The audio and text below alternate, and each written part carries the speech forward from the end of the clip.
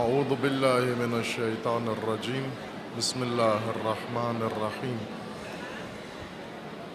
الحمد للہ والصلاة والسلام علی رسول اللہ وآلہ آل اللہ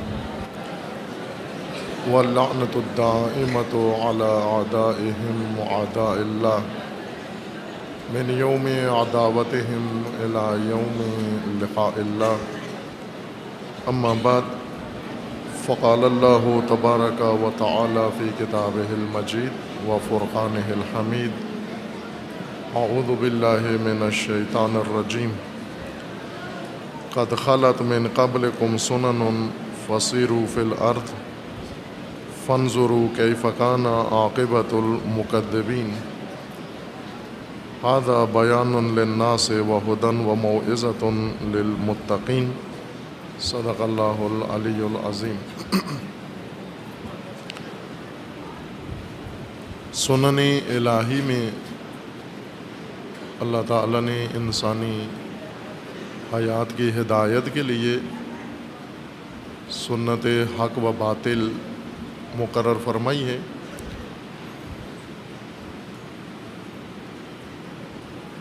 ذات حق تعالی حق ہے، حق صرف ہے، اور حقائق عالم نظام ہستی میں جتنے موجودات ہیں، عالم غیب یا عالم شہادت میں، یہ سب حق ہیں۔ اور اسی طرح ایک حق اللہ تعالیٰ نے انسانی زندگی کے ضابطے کے لیے بیان فرمایا ہے۔ یہ تیسری قسم ہے حق کی، یا تیسری سنخ ہے حق کی۔ اس سے مراد یہ ہے کہ خداوند تبارک و تعالیٰ نے انسان کی حیات کے لیے جو قوانین بنائے ہیں، شریعت بنائی ہے، دین بنایا ہے، اور اسے انبیاء کے ذریعے، رسول کے ذریعے ارسال کیا ہے ہدایت انسان کے لیے، ثبات و قرار اور نفع انسان کے لیے اسی کے اندر ہے۔ اس حق کی وضاحت و تفسیر مثال کے ذریعے کی گئی ہے۔ سورہ مبارکہ رعد کی آیات کریمہ میں اس مثال کے ساتھ کہ خداوند تبارک و تعالیٰ نے آسمان سے پانی نازل کیا ہے، پانی زمین پہ بہہ نکلا ہے، اور مختلف وادیاں اور ندیاں اپنی مقدار کے مطابق، گنجائش کے مطابق بہہ نکلی ہیں، اور بہتے پانی کے اوپر جاگ پیدا ہوئی ہے، جاگ وجود میں آئی ہے جو خود بخود ختم ہو جاتی ہے، جو لوگوں کے لیے نافع ہے، منفعت ہے جس کے اندر اور فائدہ ہے، وہ بیٹھ جاتا ہے، وہ رک جاتا ہے، ٹھہر جاتا ہے، اس کو ثبات حاصل ہے۔ لیکن جس نے ختم ہو جانا ہے وہ جھاگ ہے، اور یہ مثال ہے حق اور باطل کے لیے۔ حق و باطل اس مثال سے اس طرح سے ہم تشخیص دے سکتے ہیں کہ انزل من السماء ماء، اللہ نے نازل کیا ہے آسمان سے پانی، مثال میں، ممثل میں جس کے لیے یہ مثال ہے وہ حق ہے۔ پس حق وہ ہے جو اللہ نے نازل کیا ہے آسمان سے، جو خدا نے نازل نہیں کیا انسانی حیات کے ضابطے کے طور پر، قانون کے طور پر، ادب کے طور پر، وہ حق نہیں ہے۔ دوسرا یہ کہ جب یہ پانی نازل ہوتا ہے، زمین کے اوپر اترتا ہے، بہہ نکلتا ہے، وہ قوانین جو اللہ نے انسان کی ہدایت کے لیے بنائے ہیں، احکام، یہ جاری ہوتے ہیں، لاگو ہوتے ہیں، اجرا ہوتے ہیں، نافذ ہوتے ہیں۔ فاحتمل السیل، پانی بہہ نکلتا ہے، پانی رکنے کے لیے نہیں اتارا جاتا۔ پانی کی طبیعت میں ہے کہ وہ بہے، سیلانی ہو اس کے اندر، ایک مقام سے دوسرے مقام تک جائے، اور جہاں کوئی تشنا ہے، کوئی کھیت ہے، پودا ہے، باغ ہے، زمین ہے، انسان ہے، حیوان ہے، اس تک پہنچے یہ پانی، ان کی ضرورت کے لیے نازل ہوا ہے۔ مثال میں پانی ہے، اور ممثل میں جس کے لیے مثال دی گئی ہے دین ہے، کہ اللہ نے دین نازل کیا ہے انسان کی حیات کے لیے، اور اس کے اندر بھی سیلانی ہے۔ اس کی سیلانی یہ کہ اس کے اندر اجرا ہے، نفاذ ہے۔ جب یہ دین لوگوں تک پہنچایا جاتا ہے، پہنچتا ہے، ابلاغ کیا جاتا ہے، تعلیم دیا جاتا ہے، عمل میں آتا ہے، اس کے ہمراہ جاگ پیدا ہوتی ہے، باطل بھی سر اٹھا لیتا ہے۔ اس موقع پر باطل سر اٹھاتا ہے جب پانی اتر کر ندیوں میں بہہ نکلتا ہے، اس کی سیلانی کے نتیجے میں اس کے اوپر جاگ پیدا ہوتی ہے۔ حق اللہ کی طرف سے آتا ہے، دین اللہ کی طرف سے ہے۔ جب یہ پہنچایا جاتا ہے، ابلاغ کیا جاتا ہے اور اس پر عمل کیا جاتا ہے، اس کے جوار میں، اس کے اجرا میں ساتھ ساتھ باطل سر اٹھانا شروع کرتا ہے، جھاگ کی مانند۔ اور پھر فرمان ہے اللہ تعالیٰ کا اس مثال کے اندر کہ جھاگ نے خود ہی خود ختم ہو جانا ہے۔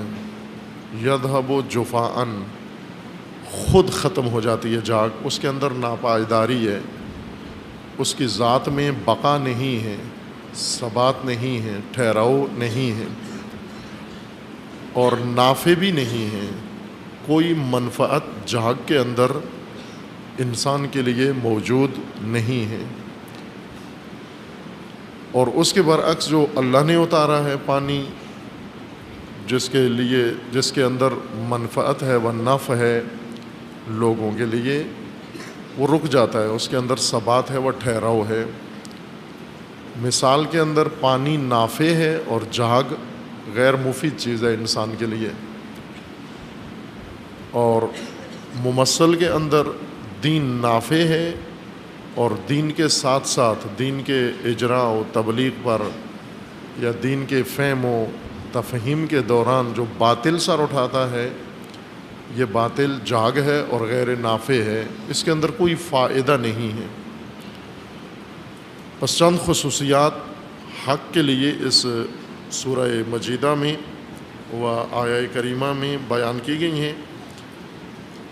ان کو ہم حق کی تشخیص کا پیمانہ قرار دیں گے۔ ایک یہ کہ حق انزل من السماء، اللہ کی طرف سے نازل ہوتا ہے، وہ حق ہے، اور جو خدا سے نہ آیا ہو، نازل نہ ہوا ہو، وہ حق نہیں ہے۔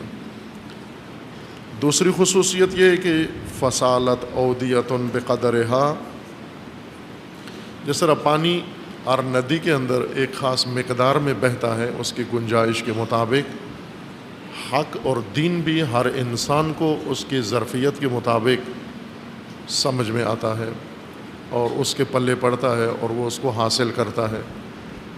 جیسا دین، جتنا دین اللہ نے نازل کیا ہے، وہ سارا ممکن ہے اس کے حصے میں نہ آئے، اس وجہ سے کہ اس کی ظرفیت نہیں ہے اتنی، اس کی فہم نہیں ہے اتنی، اور گنجائش نہیں ہے اتنی، اس وجہ سے کچھ حصہ ممکن ہے اس دین کا اس کے پاس آیا ہو، لہٰذا وہ اسے مکمل دین نہ سمجھے۔ جو اس کے حصے میں آیا ہے اسے ہی مکمل دین کا درجہ دے کر خوش نہ ہو جائے۔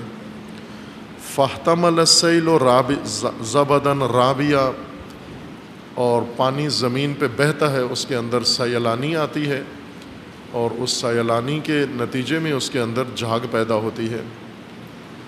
حق جب معاشرے میں پہنچتا ہے، تبلیغ کیا جاتا ہے، پہنچایا جاتا ہے، اس کے ساتھ ساتھ زبد، جھاگ پیدا ہوتی ہے جو باطل ہے۔ فَأَمَّا الزَّبَدُ فَيَذْهَبُ جُفَاءً، زبد جو حق کے ساتھ جو چیز سر اٹھاتی ہے باطل کے طور پر، جھاگ کے طور پر، یہ ختم ہو جاتی ہے، ناپائیداری ہے اس کے اندر، ٹھہراؤ نہیں ہے۔ وَأَمَّا مَا يَنْفَعُ النَّاسَ فَيَمْكُثْ فِي الْأَرْضِ، اور دوسری یہ کہ جھاگ کے اندر نفع نہیں ہے لوگوں کے لیے، منفعت نہیں ہے لوگوں کے لیے، فائدہ نہیں ہے جھاگ کے اندر، بے فائدہ چیز ہے، سرگرمی کے لیے ہے نمایاں ابھری ہوئی چیز لیکن غیر مفید چیز ہے جھاگ۔ پانی انسان کی ضرورت ہے اور انسان کی حیات کی ضرورت ہے۔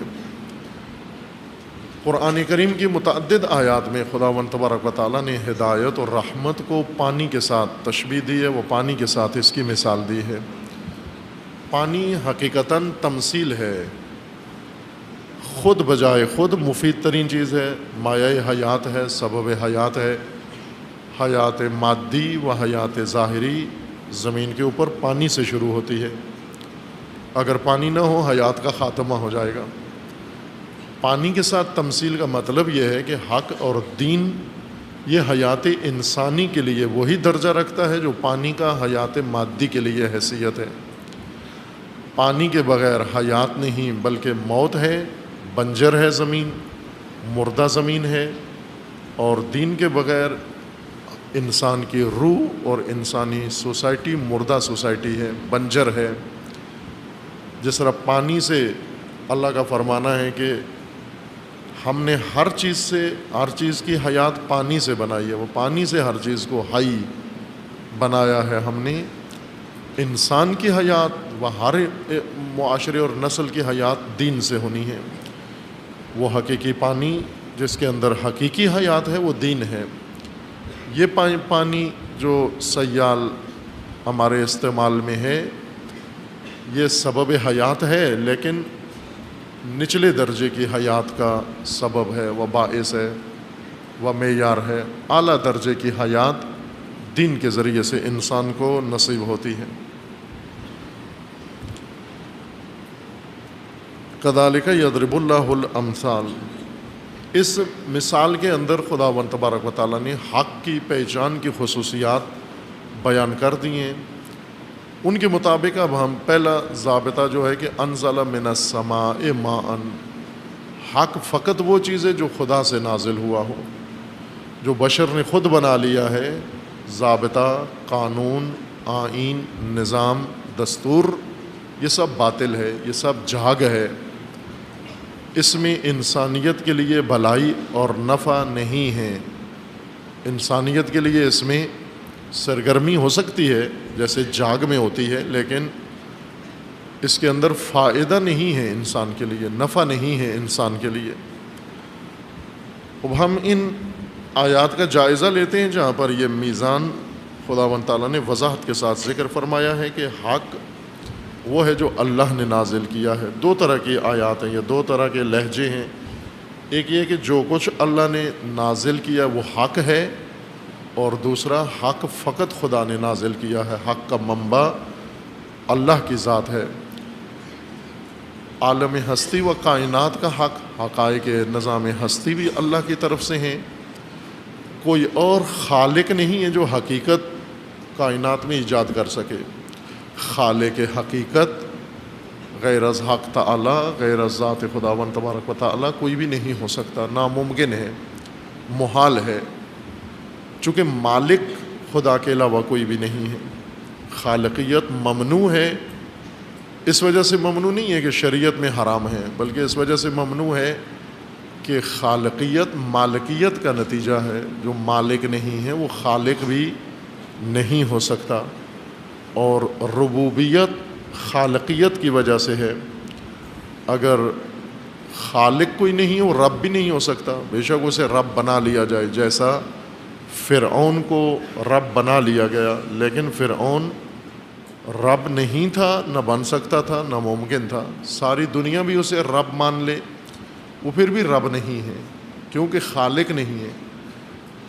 جس طرح نمرود کے سامنے استدلال ہوا کہ میرا رب وہ ہے جو زندہ کرتا ہے اور مارتا ہے، اس نے زندان سے، جیل سے دو بندے بلائے حضرت ابراہیم کے سامنے، ایک کو معاف کر دیا، ایک کو سزا دلوا دی اور کہا کہ میں بھی زندہ کرتا ہوں اور میں بھی مارتا ہوں۔ اب حضرت ابراہیم کو معلوم ہو گیا کہ یہ بہت موٹا دماغ ہے، اس کے اندر ایسی بات نہیں آتی، لطیف بات جو سمجھنے سے تعلق رکھتی ہو، اس دماغ میں وہ بات نہیں آتی، مارنے اور زندہ کرنے کا مفہوم اسے نہیں معلوم۔ حضرت ابراہیم نے اپنی دلیل بدل دی اور فرمایا میرا رب وہ ہے جو مشرق سے سورج نکالتا ہے، تو اگر رب ہے تو تو مغرب سے نکال کے دکھا۔ فبہت الذی کفر، اس نے پھر یہ نہیں حامی بھری کہ یہ میں بھی کر سکتا ہوں، میں مغرب سے سورج نکالتا ہوں، مشرق میں ڈبو کے دکھا سکتا ہوں۔ فبہت الذی کفر، مبہوت ہو گیا، تسلیم ہو گیا اور زبان بند ہو گئی اس کی۔ بعض لوگ یہ گمان کرتے ہیں کہ ایجاد کر سکتے ہیں، خالق ہیں، لیکن یہ توہم ہے ان کا، نمرود کی طرح کہ ایک کو سزا دلوا کے دوسرے کی سزا معاف کر کے اور اس توہم میں مبتلا ہو جائیں کہ ہم بھی خالق ہیں، ہم بھی مالک ہیں، ہم بھی زندگی و موت ہم بھی دے سکتے ہیں۔ یہ توہم ہے۔ ربوبیت منحصر ہے اللہ کی ذات میں، فقط خدا رب ہے۔ کیوں؟ کہ خالق فقط ذات حق ہے، وہ خالق غیر از خدا نہیں ہے کوئی، چونکہ مالک فقط خدا کی ذات ہے۔ جو مالک نہیں ہے وہ خالق نہیں ہو سکتا۔ خداوند تبارک و تعالیٰ نے جو کچھ نازل کیا ہے وہ حق ہے، اور جو حق ہے وہ فقط اللہ کی جانب سے ہے۔ منبع حق غیر از خدا نہ نظام ہستی میں اور نہ نظام بشری میں، دونوں کے اندر اللہ کے علاوہ منبع حق نہیں ہے۔ لہذا غیر اللہ، شریک خدا، جو انسانوں کو غلط فہمی سے شریک خدا مانتے ہیں یا ماننا پڑتا ہے یا مان لیتے ہیں، یہ شریک نہ حقیقت کائنات بنا سکتا ہے اور نہ حق شرعی بنا سکتا ہے، نہ انسان کے لیے حق مقرر کر سکتا ہے۔ خب اگر ہم اس بات کا تفصیل سے مطالعہ کریں کہ اللہ کے نازل کیے ہوئے حق کے مقابلے میں جو بشر نے بنایا ہے پوری تاریخ کے اندر، آیا وہ بشر کے حق میں تمام ہوا، نفع میں تھا یا نقصان میں تھا؟ وہ مجموعی طور پر وہ جو کچھ بشر نے بنایا وہ نقصان میں تھا، اس سے نقصان ہوا ہے۔ لیکن جہاں اللہ کے نظام کے اندر رہ کر اور خدا کے نظام کے مطابق عمل کیا ہے، اس میں بشر کو فائدہ ہوا ہے، اور آج بھی جو نفع پہنچانے والے امور ہیں وہ وہی ہیں جو قانون خدا کے اندر رہ کر انسان نے انجام دیے ہیں۔ جنہیں اللہ کے قانون کے مقابلے میں اختیار کیا ہے وہ سب نقصان دہ ہیں۔ سورہ مبارکہ بقرہ میں آیا 91 میں خداوند تبارک و تعالیٰ کا حق کے متعلق فرمان ہے،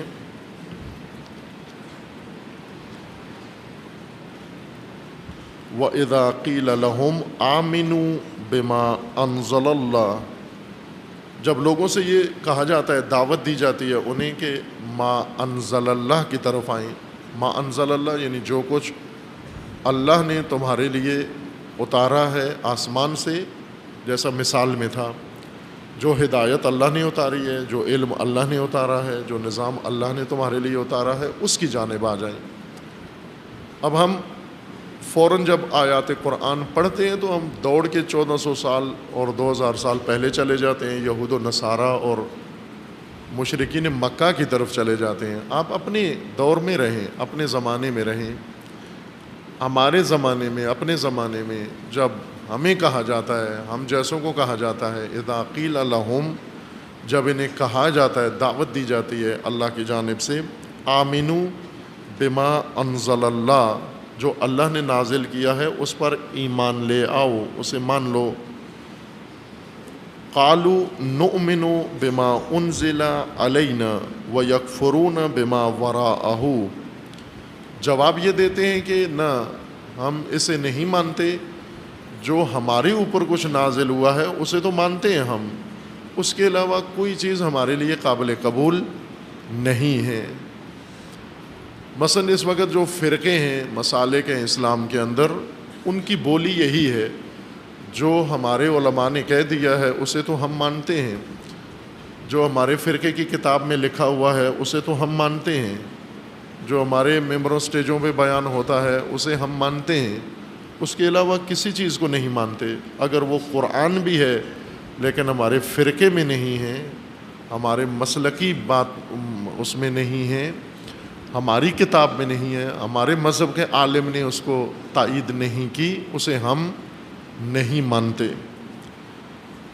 وَهُوَ الْحَقُّ مُصَدِّقًا لِمَا مَعَهُمْ، قرآن کا فرمانا ہے کہ جو کچھ جس کی طرف تمہیں دعوت دی جا رہی ہے یہ حق ہے۔ هُوَ الْحَقُّ ما انزل اللہ، حق ہے جو اللہ نے نازل کیا، یہ حق ہے، اور ایسا حق ہے جو پہلے اترے ہوئے حق، پہلی آسمانی کتابوں کی تصدیق کرتا ہے، تائید کرتا ہے، تردید و تکذیب نہیں کرتا ان کی، بلکہ اس حق کو تسلیم کرتا ہے، اس کی تائید و تصدیق کرتا ہے یہ حق۔ قُلْ فَلِمَ تَقْتُلُونَ أَنْبِيَاءَ اللَّهِ مِنْ قَبْلِ إِن كُنْتُم مُؤْمِنِينَ، وہ یہ کہتے ہیں کہ جو حق ہمارے مسلک و مذہب میں آیا ہے، ہمارے علماء نے تائید کی ہے، انبیاء کا کہہ دینا کافی نہیں ہے، قرآن میں آ جانا کافی نہیں ہے، ائمہ کا بتا دینا کافی نہیں ہے، ہمارے بزرگ کا بھی ماننا ضروری ہے، ہمارے سردار کا بھی ماننا ضروری ہے، ہمارے پیشوا کا ماننا بھی ضروری ہے کہ ہمارا پیشوا بھی تائید کرے، امام کی بات تو قابل قبول ہے۔ جب تک ہمارا خطیب نہیں کہتا، جب تک ہمارا بزرگ نہیں کہتا، جب تک ہمارا مفتی رسول کی بات کی تائید نہیں کرتا، فقط رسول کی بات ہونا یہ ہمارے لیے حق نہیں ہے۔ یہاں پر آ کر اب باطل پیدا ہو جاتا ہے، یہ جھاگ ہے، یہ جفا ہے۔ حق فقط خدا کی طرف سے ہے۔ جب آپ کے لیے ایک بات مسلم ہو گئی کہ یہ اللہ کی جانب سے ہے، مفتی اس کو تائید کرے یا نہ کرے، بزرگ اس کی تائید کرے یا نہ کرے، ملا اس کو مانے یا نہ مانے، سردار قوم کا اس کو مانے یا نہ مانے، قبیلے کا بڑا آدمی اس کو مانے یا نہ مانے، پارٹی لیڈر اسے مانے یا نہ مانے، جب یہ حق ہے ہمارے لیے حجت ہے، ہمارے لیے کافی ہے۔ باقی جتنے مسائل ہیں یہ جفا ہے، یہ زبد ہے، جاگ ہے، جس نے خود ہی ختم ہو جانا ہے، حق نے باقی رہنا ہے۔ پھر قرآن نے ان کو مجاب کیا کہ آپ مدعی ہو بنی اسرائیل کہ ہم اہل حق ہیں، حق پرست ہیں، تو آپ اپنے اعمال کی طرف غور کرو۔ جن انبیاء، ان کا یہ کہنا تھا کہ آپ نبی ہیں، رسول اللہ کو کہتے تھے آپ نبی ہیں، لیکن آپ پر جو کچھ اترا ہے ہم نہیں مانتے۔ کیوں نہیں مانتے؟ ہماری پارٹی کے نہیں ہیں، ہماری قوم کے نہیں ہیں، ہماری برادری کے نہیں ہیں، بنی اسرائیل نہیں ہیں، ہماری حزب کے نہیں ہیں، ہماری جماعت کے نہیں ہیں، ہیں نبی آپ، اور آپ پر وحی نازل ہوتی ہے، یہ بھی ہم مانتے ہیں، قبول کرتے ہیں، چونکہ نشانیاں نبوت کی ساری آپ کے اندر پائی جاتی ہیں، لیکن ہم آپ کو نہیں مانتے چونکہ ہم پابند ہیں اپنی قوم، قبیلے اور علاقے کے نبیوں کو نبی مانیں۔ کسی اجنبی کو نبی نہیں مان سکتے، بے شک وہ نبی ہو، بے شک وہ راہبر ہو، ہم نہیں مان سکتے اس کو۔ اس پر قرآن نے انہیں جواب دیا ہے کہ حتیٰ اس میں بھی جھوٹے ہو تم، کہ ہم اپنی قوم قبیلے کے نبیوں کو نبی مانتے ہیں، کسی اور قوم قبیلے کا اگر نبی بن جائے اسے نہیں مانتے، یہ بھی جھوٹ ہے تمہارا۔ اس کی وجہ یہ ہے کہ تم نے اپنے قوم قبیلے کے نبی سب سے زیادہ قتل کیے ہیں، ان کی مخالفت بھی کی ہے، انہیں جھٹلایا بھی ہے اور انہیں شہید بھی کیا ہے۔ قُلْ فَلِمَ تَقْتُلُونَ أَنْبِيَاءَ اللَّهِ مِنْ قَبْلِ، اگر تم اپنی برادری اور قبیلے کے انبیاء کو ماننے کے پابند ہو تو انہیں قتل کیوں کیا ہے، انہیں شہید کیوں کیا ہے؟ چونکہ بنی اسرائیل فراوان انبیاء کے قاتل ہیں۔ بعض روایات میں ہے کہ روزانہ اٹھتے تھے اور 10 نبی قتل کر کے پھر کام کاج پہ جاتے تھے۔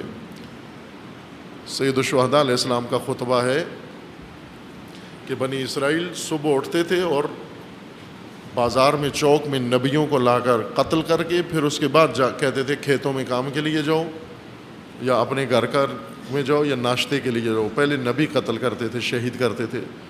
قاتل بھی بنی اسرائیل کے تھے، نبی بھی بنی اسرائیل میں سے تھے۔ بس یہ بھی تمہاری بات جھوٹی ہے۔ جس طرح بعض استدلال کرتے ہیں کہ ہم رہبر کسی اور ملک کا نہیں مانتے، وہ رہبر ہو اپنا ہو، ہمارا علاقائی وطنی رہبر ہو، اب انہیں اگر یہ کہا جائے تم نے وطنی رہبر کے ساتھ کیا کیا ہے، تم نے اس کا کیا حشر کیا ہے، تم نے اس کی کیا درگت بنائی ہے، بس اس موقف میں بھی غلط ہو کہ ہم وطنی رہبر ہو تو مانتے ہیں، وطنی رہبر نہ ہو تو نہیں مانتے۔ آیا 144 سورہ بقرہ میں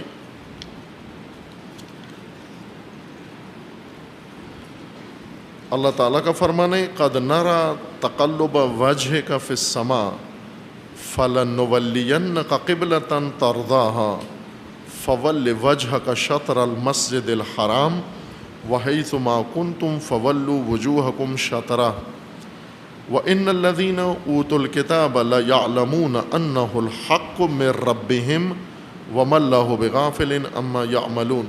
یہاں تبدیلی قبلہ کا ماجرا ہے۔ پہلے بیت المقدس جو فلسطین میں ہے، اس وقت اسرائیل کے قبضے میں ہے، جس کی آزادی کے لیے آپ نے کل احتجاج کیا ہے، آواز اٹھائی ہے، وہ یہ قبلہ تھا۔ رسول اللہ کی بعثت کے وقت یہی قبلہ تھا، رسول اللہ مدینے تشریف لائے یہی قبلہ تھا۔ مکہ میں رہ کر مسجد اقصیٰ کی طرف رخ کر کے رسول اللہ نماز پڑھتے تھے، کعبہ کی طرف رخ نہیں کرتے تھے، مسجد اقصیٰ کی طرف رخ کرتے تھے۔ مدینہ میں جب آئے تو بھی مسجد اقصیٰ کی طرف رخ کر کے نماز پڑھتے تھے کہ یہ مسجد اقصیٰ قبلہ تھا۔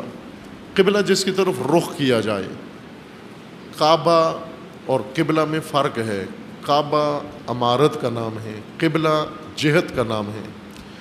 قبلہ کہتے ہیں جدھر اقبال کیا جائے، جدھر منہ کیا جائے، جدھر رخ کیا جائے، اس کو قبلہ کہتے ہیں۔ اقبلہ رخ کرنا، استقبلہ کسی کے رخ کرنے کو استقبال کرنا، ویلکم کہنا، اس کو سراہنا، اس کے آگے جانا، اس کو لینے کے لیے، اس کے رخ کو اہلاً و سہلاً کہنا کہ آپ نے ہماری طرف رخ کیا ہے، ہم خوش آمدید کہتے ہیں آپ کو۔ قبلہ جس طرف رخ کیا جائے، اقبال کسی کی طرف جہت کرنا، کسی کا رخ کر لینا، ادبار پشت کرنا ہے۔ کعبہ عمارت کا نام ہے، مکہ کے اندر بنی ہوئی عمارت کو کعبہ کہتے ہیں۔ کعبہ اس لیے کہتے ہیں کہ مکعب ہے، اس کی شکل چونکہ مکعب ہے اس وجہ سے اسے کعبہ کہتے ہیں۔ مکعب سے تو آپ آشنا ہیں انشاءاللہ، جالینوس کے استاد ہیں آپ سارے۔ مکعب کس کو کہتے ہیں؟ کس کو؟ 4 نہیں 6، احسن۔ 6 کیا ہوتی ہیں مکعب کے لیے؟ 6 کیا ہیں؟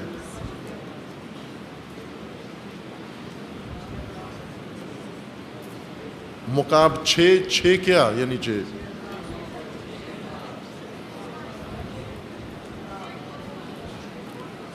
6 سطح ہوں جس کی، اسے مکعب کہتے ہیں۔ جیسے یہ ایک وجود ہے، مکعب ہے یہ، اس کی 6 سطح ہیں۔ ایک یہ ہے سامنے آپ کے، ایک بالکل اس کے دوسری طرف، یہ 2، چوتھی سطح یہ ہے اس کی 3، اور ایک بالکل اس کے مقابل 4 سطح ہو گئی۔ ایک بالکل اوپر ہے اس کے، یہ بھی ایک سطح ہے، اور ایک اس کے نیچے۔ 6 سطح جس شکل کی ہوں اس کو مکعب کہتے ہیں۔ 6 سطح والی شکل مکعب کہلاتی ہے۔ کعبہ کی چونکہ 6 سطح ہیں، 4 اس کے دیواروں کی طرف ہیں، اور 2 ایک چھت اور ایک نیچے فرش ہے مکعبی شکل میں، جس طرح ہر مکان مکعبی شکل میں ہوتا ہے، اس وجہ سے اس کو کعبہ کہتے ہیں۔ قبلہ اس وجہ سے کہتے ہیں چونکہ اس کی طرف جہت کرنی ہوتی ہے، رخ اس کی طرف کرنا ہوتا ہے۔ مسلمانوں کو حکم ہے کہ آپ عبادت میں اپنا رخ اقبال کعبہ کی طرف کریں، اس وجہ سے کعبہ آپ کا قبلہ کہلاتا ہے۔ قبلہ جہت کی وجہ سے ہوتا ہے۔ رسول اللہ مسجد اقصیٰ کی طرف رخ کر کے نماز پڑھتے تھے، لیکن کچھ مسائل یہود کی طرف سے ایسے کھڑے کیے جاتے تھے جس وجہ سے رسول اللہ مضطرب تھے اس حالت پر، چونکہ یہود یہ کہتے تھے کہ آپ یہ تو ہمارا قبلہ ہے، چونکہ پہلے یہود ادھر ہی رخ کر کے عبادت کرتے تھے، مسجد اقصیٰ بعد میں بنی ہے مسجد، پہلے وہاں پر مقام تھا، مقام حضرت سلیمان، مقام ابراہیم، مقام دیگر انبیاء، تمام انبیاء کا رخ اسی سمت میں تھا، اس رخ کی طرف تھا کہ بندگی اس طرف منہ کر کے کریں، مرکزیت کے لیے، نہ کہ اس میں کوئی کرنٹ ہوتا ہے۔ رخ ادھر کرنے کا مطلب یہ نہیں ہے کہ اس سرزمین میں کوئی جیولوجیکلی ایسی خصوصیت ہے کہ ادھر رخ کریں ہم تو پھر ادھر سے ایک کرنٹ ہماری طرف آتا ہے اور ہمارا کرنٹ اس سے جاتا ہے، دونوں ملتے ہیں تو مومن جنت پہنچ جاتا ہے۔ کوئی بھی سرزمین مرکز بنائی جا سکتی ہے۔ پہلے اللہ تعالیٰ نے مسجد اقصیٰ کو مرکزیت دی ہوئی تھی کہ اس طرف رخ کریں آپ، اور بعد میں کعبہ کو وہ مرکزیت مل گئی کہ اب اس طرف رخ کریں، یہاں پر آپ آئیں۔ مسجد اقصیٰ میں جو مقام تھا پہلے، وہ دیگر ادیان کا بھی مرکز تھا، جس طرح ابھی بھی ہے کہ بیت المقدس یہ تمام ادیان کا مرکز ہے، یہودیت کا بھی ہے، نصرانیت کا بھی ہے، اسلام کا بھی ہے، سارے مذاہب کا مرکز ہے۔ وہ یہ کہتے تھے کہ آپ جو کہہ رہے ہو ہم نبی ہیں، ہم دین لے کر آئے ہیں، آخری کتاب آئی ہے، آسمانی کتاب ہے، شریعت نازل ہوئی ہے، تو آپ کی شریعت میں تو کوئی نئی بات نہیں آئی ہے، وہ تو ہماری شریعت کی کتابیں ہیں، آپ لوگ ہمیں فالو کر رہے ہیں۔ آپ جب قبلہ ہمارا ہے، چونکہ ہم پہلے سے اس طرف رخ کر کے عبادتیں کر رہے ہیں، تو آپ باقی باتیں بھی ہماری مانیں۔ یہ کٹ حجتی رسول اللہ کے ساتھ کیا کرتے تھے، جس پر حضرت مضطرب تھے، اور خداوند تبارک و تعالیٰ نے فرمایا کہ ہم نے آپ کا اضطراب دیکھ لیا ہے، تقلب وجہ، چہرے کے اوپر آپ کے آثار جو نمایاں ہیں وہ ہم نے دیکھ لیے ہیں۔ فَلَنُوَلِّيَنَّكَ قِبْلَةً تَرْضَاهَا، اب ایک قبلہ ایسا ہے جو صرف مسلمانوں کا مرکز ہوگا، باقیوں کا مرکز نہیں ہے، چونکہ تحریف شدہ دین، تحریف شدہ قومیں، تحریف شدہ کتابیں، تحریف جن کے مذہب و دین میں تحریف ہو چکی ہے، ان کے ساتھ مشترکہ قبلہ نہیں بنانا آپ کا الگ مرکزیت جو فقط اسلام کے محور میں ہو، دین کے محور میں، وہ مرکزیت آپ کے لیے مقرر کرنی ہے۔ اور یہ ضروری تھی کہ شناخت اسلام کے ساتھ نہ کہ مشترکہ مرکزیت جس میں یہود بھی ہوں، جس میں نصارہ بھی ہوں، جس میں مجوس بھی ہوں، جس میں اسلام بھی ہو، وہ مرکزیت خالص توحیدی اسلامی نہیں ہو سکتی۔ اس لیے اس مرکزیت کا خاتمہ کر دیا گیا کہ اب قبلہ نہیں ہے، مقدس ہے، محترم ہے تمہاری سرزمین، لیکن مرکزیت اس کو حاصل نہیں، مرکزیت اب کعبہ کو حاصل ہے۔ کیوں؟ کہ کعبہ سے آپ کی اسلامی شناخت معلوم ہوتی ہے۔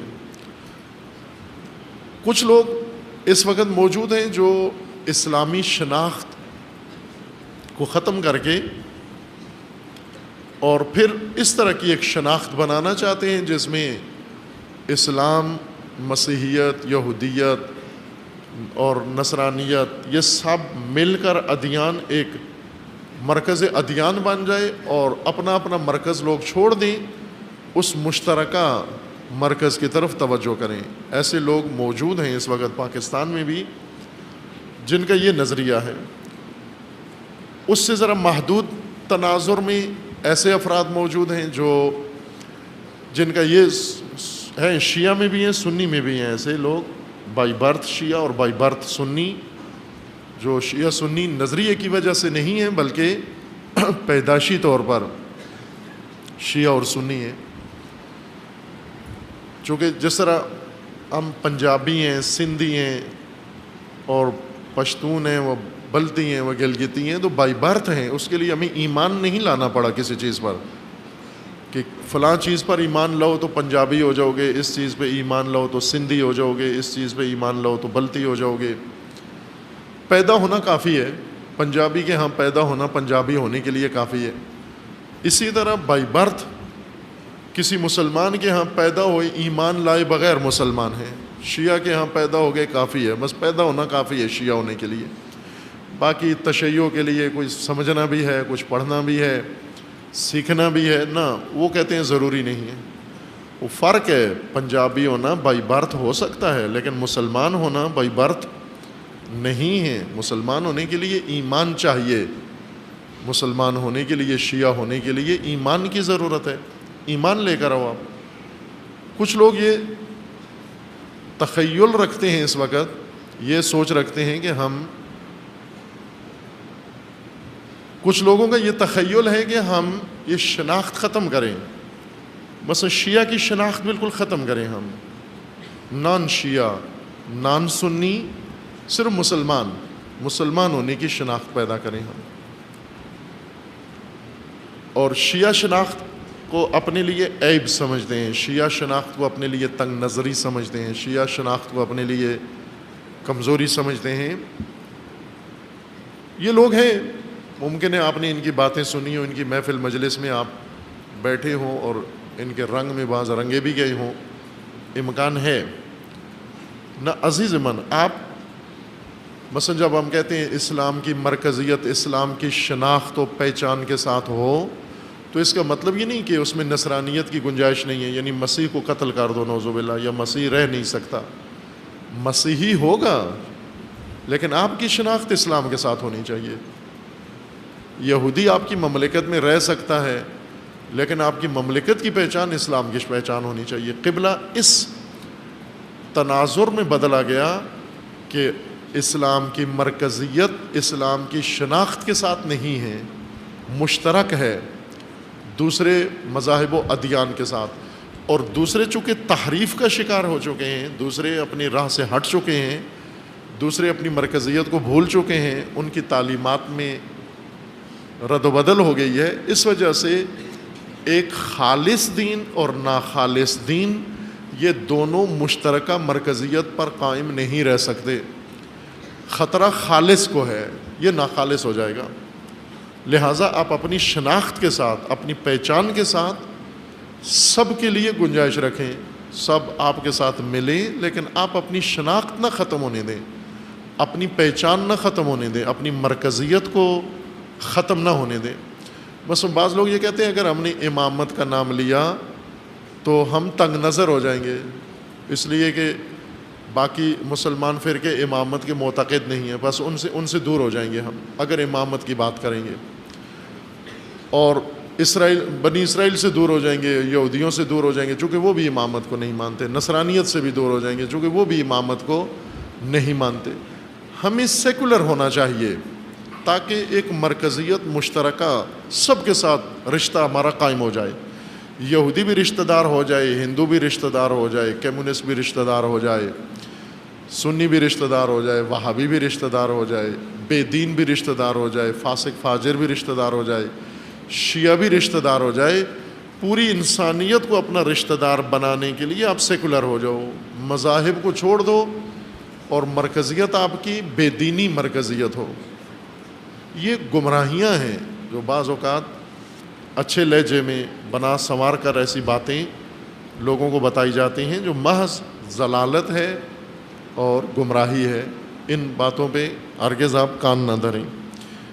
دلیل ہمارے پاس یہ ہے کہ خداوند تبارک و تعالیٰ نے مشترکہ مرکزیت یہود و نصارہ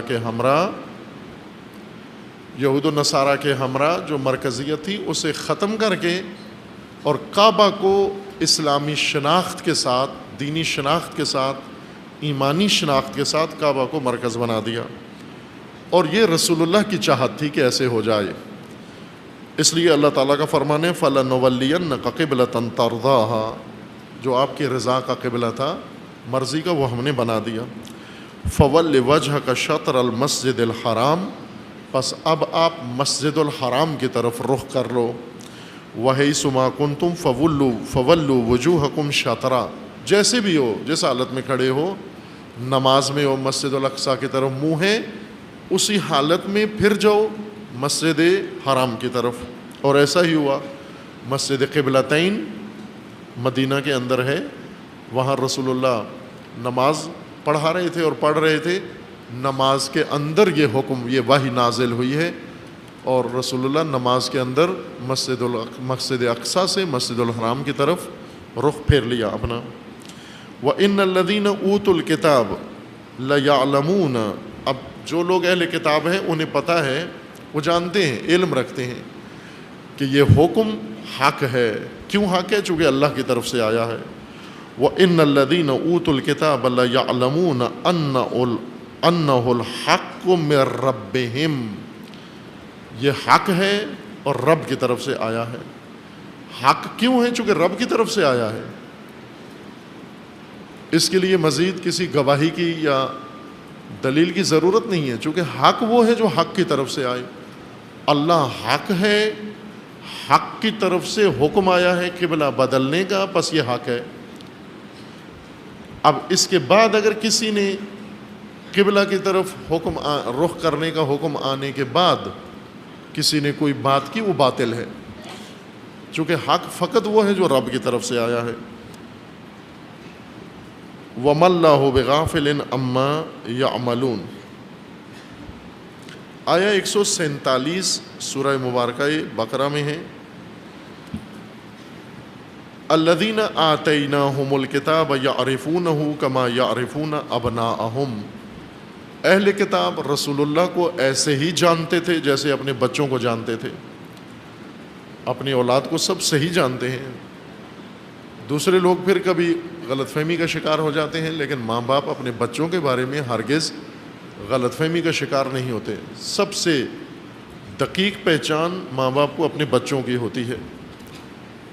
بنی اسرائیل اس طرح رسول اللہ سے آگاہ تھے، ان کی نبوت سے، جس طرح اپنے بچوں سے آشنا تھے۔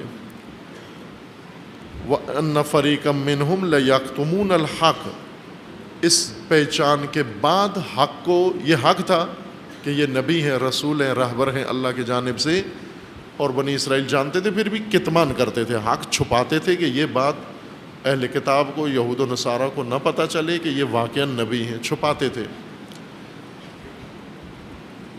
چونکہ ان کے مفادات خطرے میں پڑتے تھے۔ رسول اللہ کے نبی ہونے سے علماء بنی اسرائیل کے مفادات خطرے میں پڑتے تھے، اور جس کے مفادات کو خطرہ ہو حق بیان کرنے سے، وہ کبھی حق بیان نہیں کرتا۔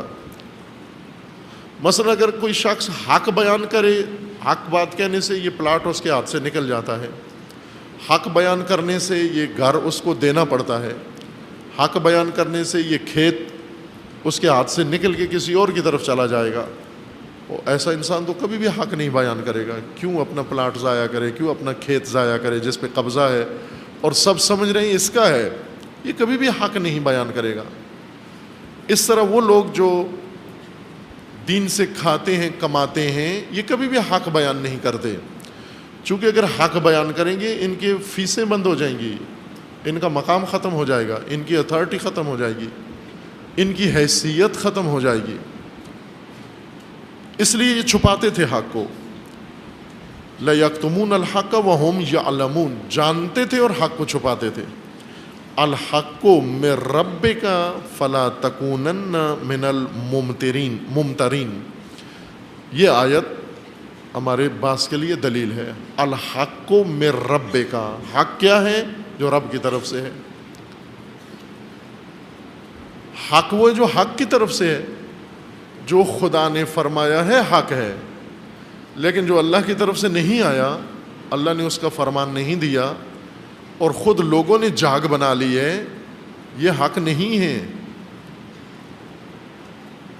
بس پہلے یہ تصدیق کرو کہ یہ اللہ نے فرمایا یا نہیں۔ کوئی بھی ہمیں کوئی بات کہے تو آپ پہلے یہ پوچھو بھائی قرآن کا حوالہ، کوئی آیت، نبی کا قول، رسول اللہ کا فرمان، ائمہ اطہار کا فرمان، نہ کہ میں اپنی طرف سے کہہ رہا ہوں، میں اپنی عقیدت سے کہہ رہا ہوں، میرا دل یہ کہتا ہے۔ وہ غلط ہے، یہ جاگ بنا رہا ہے، حق کے اندر مدانی چلا کے، جاگ بنا کے لوگوں کو جاگ دینا چاہتا ہے، یہ جاگ بیچنا چاہتا ہے لوگوں کو۔ دیکھیں نا مدانی چلاتے ہیں، دیکھیے کبھی مدانی کیسی ہوتی ہے، ٹانگے کی طرح۔ مدانی کیسے ہوتی ہے؟ ایک ڈنڈا لکڑی ہے، اس کے نیچے کراس میں لکڑیاں لگی ہوتی ہیں، کراس میں اس طرح، اور اس کو رسی سے یا کسی الیکٹرک مشین سے یا کسی طرح بھی اس کو چلاتے ہیں اس کے اندر، تو کیا بنتا ہے؟ نہیں، جاگ بنتی ہے، لسی نہیں بنتی۔ مدانی کا کام یہ ہوتا ہے کہ دودھ کو ہلاتی ہے یا دہی کو تیزی سے ہلاتی ہے، جاگ بناتی ہے، وہ جاگ نکل کے کریم الگ ہو جاتی ہے، پیچھے لسی رہ جاتی ہے۔ مدانی کا کام جاگ بنانا ہے۔ کچھ لوگ ہیں وہ دین کے اندر مدانی چلاتے ہیں، حق میں آ کر مدانی چلا کے لسی بنا کے لوگوں کو پلاتے ہیں کہ یہ دین ہے تمہارا۔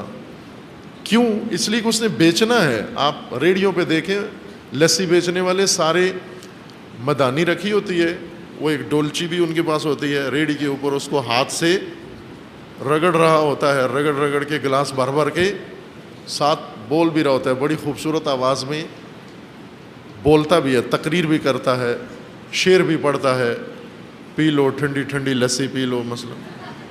وہ مدانی سے بنی ہوئی لسی کے لیے گاہک بھی بہت ہیں۔ اگر آپ لوگوں کو کہیں یہ مفید دوا پی لو، کوئی بھی نہیں آئے گا، لیکن اگر کہیں ٹھنڈی لسی پی لو، پیسے دے کے لسی پیتے ہیں، فیس دے کے لسی پیتے ہیں۔ اسی طرح کچھ لوگ ہیں وہ دین کے اندر مدانی چلا کے لسی بنا کے پھر خوبصورت آوازوں میں لسی بیچتے ہیں، اور ہم سے لسی لے جو، لوگ پیسے دے کے ان سے لسی خرید لیتے ہیں۔ قرآن یہ فرما رہے ہیں کہ الحق من ربک، حق فقط وہ ہے جو تیرے رب کی طرف سے ہے، جو تیرے رب کی جانب سے ہے وہی حق ہے۔ دونوں جملے ٹھیک ہیں اس کے۔ حق وہ ہے، الحق من ربک، حق فقط وہ ہے جو تیرے رب کی طرف سے ہے، جو تیرے رب کی طرف سے ہے وہی حق ہے، اس کے علاوہ کوئی حق نہیں ہے۔ تو پہلے تصدیق مانگو، آپ میرے رب کی طرف سے ہے یا نہیں ہے۔ اگر رب کی جانب سے کہاں ہے؟ کہاں یہ گواہی کہاں ہے؟ آیت کہاں ہے؟ روایت کہاں ہے؟ حدیث صحیح و سند کہاں ہے؟ قول رسول اللہ کہاں ہے؟ قول امام کہاں ہے؟ وہ یہ کہ نا مجھے خواب آئی ہے، میں نے خواب میں دیکھا ہے، یہ مدانی والا ہے، لسی ہے یہ۔ اگر وہ یہ کہ میرا دل یہ کہتا ہے نا، دل مدانی چلا رہے ہو آپ اگر وہ یہ کہے کہ میرا عقیدہ یہ کہتا ہے، یہ غلط بات کر رہا ہے، جس کے اوپر کوئی دلیل موجود نہ ہو۔ آیا 149 میں، آیا 148 میں یہی مضمون جاری ہے، الحق من ربک فلا تکونن من الممترین۔ شک میں مت پڑو، حق تمہارے رب کی طرف سے ہے، اور حق میں کبھی شک مت کرو۔ وَلِكُلٍّ وِجْهَةٌ هُوَ مُوَلِّيهَا فَاسْتَبِقُوا الْخَيْرَاتِ أَيْنَمَا تَكُونُوا يَأْتِ بِكُمُ اللَّهُ جَمِيعًا۔ لِكُلٍّ وِجْهَةٌ، ہر ایک کا ایک وجہ ہے، ہر ایک کی ایک جہت ہے، ہر انسان کے لیے ایک جہت ہے، یا ہر شے کی ایک جہت ہے۔ هُوَ مُوَلِّيهَا، اور اس جہت کی جانب رخ موڑنے والی ذات خدا ہے۔ اگر آپ چاہتے ہیں اپنی اصلی جہت کی طرف آپ کا رخ مڑ جائے، جہت الہی وجہ اللہ کی طرف آپ کا رخ مڑ جائے، یہ رخ اللہ نے موڑنا ہے تمہارا۔ ہوا مولیہا، فاستبقوا الخیرات، سبقت لو، خیر کے میدان میں سبقت لو۔ ہماری پرورش یہ ہوئی ہے کہ خیر کے میدان میں سب سے پیچھے چھپ جاؤ، غائب ہو جاؤ، ڈھونڈنے سے بھی نہ ملو۔ جب خیر کا میدان آئے آپ نظر نہ ہو، اگر آپ کہیں پکڑے بھی جاؤ، زبردستی آپ کو کھڑا بھی کر دیا جائے، تو سب سے آخر میں کھڑے ہونا کہ وہیں سے واپس آ جاؤ۔ قرآن الٹ کہہ رہا ہے۔ آبائی مذہب جاگ جو ہمیں بتائی گئی ہے، اس میں یہ ہے کہ جتنا ممکن ہو سکتا ہے کار خیر میں پیچھے پیچھے رہو، غیر حاضر رہو، میدان میں مت آؤ۔ آپ دوسرے میدانوں کے لیے ہو، لہو کے لیے اور لاب کے لیے ہو، خیر کے لیے اللہ نے اور بہت بنائے، آپ نہیں ہو۔ یہ ہماری آبائی تہذیب اور جاگ نے ہمیں تعلیم دی، مذہب سکھایا۔ ماں باپ بھی یہی کہتے ہیں، پیچھے رہنا، وہاں کالج میں جب جاؤ گے پیچھے پیچھے رہنا، وہاں یہ نہیں کہ مذہبی کاموں میں لگ جاؤ، ریلیوں میں شریک ہو جاؤ، فلاں کرو، زندہ باد مرد آباد کرو، نہ، پیچھے پیچھے رہو۔ بس کلاس میں بھی سب سے پیچھے بیٹھو اور ہر کام میں پیچھے پیچھے۔ یہ ہمارے ماں باپ ہیں جو بچوں کے اندر بزدلی ڈالتے ہیں، چونکہ وہ پیچھے رہنے میں سمجھتے ہیں میرا بچہ محفوظ رہے گا، آگے رہنے میں کہیں مشکل نہ ہو جائے۔ قرآن اس کے برعکس حکم دے رہا ہے، فاستبقوا، سبقت لو، آگے بڑھو، مسابقہ کرو، یعنی دوسروں کو پیچھے چھوڑو اور آگے نکلو خیر کے میدان میں۔ اگر کوئی آگے نکلنا چاہتا ہے اس کو بھی پیچھے چھوڑو، آپ اس سے بھی آگے نکلو آپ۔ فاستبقوا الخیرات اینما تکونوا یأت بکم اللہ جمیعا، تم جہاں کہیں ہوگے خدا تمہیں لے آئے گا۔ ان اللہ علی کل شیء قدیر۔ ومن حیث خرجت فول وجہک شطر المسجد الحرام، اسی قبلہ کی طرف اشارہ ہے کہ جہاں بھی کھڑے ہو آپ مسجد الحرام کی طرف رخ کرو بندگی میں، عبادت میں۔ وَإِنَّهُ لَلْحَقُّ مِن رَبِّكَ، اور یہ حق ہے تمہارے رب کی جانب سے۔ وَمَا اللَّهُ بِغَافِلٍ عَمَّا تَعْمَلُونَ۔ آیا 176 میں سورہ مبارکہ بقرہ میں، ذَلِكَ بِأَنَّ اللَّهَ نَزَّلَ الْكِتَابَ بِالْحَقِّ، خدا نے آپ پر کتاب اتاری ہے، قرآن اتارا ہے بالحق، حق کے ساتھ اتارا ہے، حق کے طور پر اتارا ہے۔ بالحق یعنی حق کی خصوصیت کے ساتھ اتارا ہے، حق کا لباس پہنا کر اس کتاب کو اتارا ہے، حق کے وصف کے ساتھ اس کو اتارا ہے، اور حق کے طور پر اس کو اتارا ہے۔ یہ منبع حق ہے، یہ کتاب حق ہے تمہارے لیے، یہ میزان ہے، حق کا میزان۔ قرآن یہ بتا رہا ہے کہ جو اللہ کی طرف سے نازل ہوا ہے، قرآن خدا نے اتارا ہے، بس قرآن حق ہے تمہارے لیے۔ حق اگر تلاش کرنا ہے تو یہیں سے ملے گا، اس کے علاوہ کہیں بھی حق کی امید نہ رکھیں۔ ذالک بأن اللہ نزل الکتاب بالحق وإن الذین اختلفوا فی الکتاب لفی شقاق بعید، اور اس حق میں جو اختلاف رکھتے ہیں وہ گمراہی میں بہت دور تک جائیں گے، دور تک گمراہی میں، جہاں سے واپسی کا ان کا کوئی امکان موجود نہیں ہے۔ اتنی دور گمراہی میں نکل جائیں گے، جیسے کچھ لوگ گم ہو کر بہت دور نکل جاتے ہیں، اتنے دور چلے جاتے ہیں کہ ان کی واپسی کا کوئی امکان نہیں رہتا پیچھے۔ سورہ بقرہ میں آیا 213 میں بھی حق کا یہی منبع ذکر کیا گیا ہے۔ آیا 213 سورہ مبارکہ بقرہ میں ہے، کان الناس امتاً واحدہ، لوگ ایک امت تھے۔ توجہ کریں، یہ بہت اہم آیت ہے۔ اب ہم اپنی موجودہ حالت دیکھیں کیا ہے اور کیسے بنی اور کیوں بنی ہے، کس نے بنائی ہے۔ اس وقت امت نہیں ہے ہم، پہلے لوگ سارے ایک امت تھے، امت واحدہ۔ بعض روایات میں ہے کہ حضرت نوح علیہ السلام سے پہلے کی یہ بات ہے، حضرت نوح علیہ السلام سے پہلے تک لوگ ایک امت تھے، امت واحدہ تھے، اختلاف نہیں تھا، کوئی فرقہ نہیں تھا، کوئی الگ مسلک نہیں تھا، دو راستے نہیں تھے، دو رائے نہیں تھیں، دو قومیں نہیں تھیں، سب کے سب امت واحدہ۔ تمام بشر جو حضرت نوح سے پہلے زمین پر آباد تھے، یہ سارے امت واحدہ۔ یہ تاریخ ہے جو قرآن ذکر فرما رہا ہے کہ تم امت واحدہ تھے، سارے ناس۔